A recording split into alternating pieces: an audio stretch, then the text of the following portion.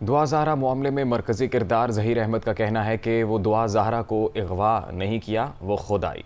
उनका online game के दौरान 3 साल पहले राब्ता हुआ, निकाह हो चुका है, उसके घर वाले भी खुश हैं। अहमद है, मैं लाहौर का रहायशी हूँ। तो ये ऑनलाइन गेम पबजी मोबाइल से हमारा रब्ता हुआ और उसी से हम मुंसलिक हैं। दो 3 साल से हमारा रब्ता था।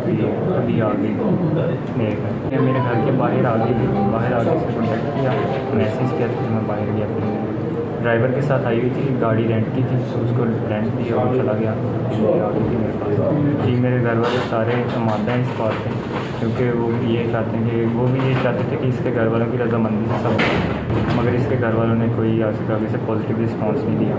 इसकी वजह से ये खुद ही आ गई थी। मैंने इसे नहीं कहा माँ हुई।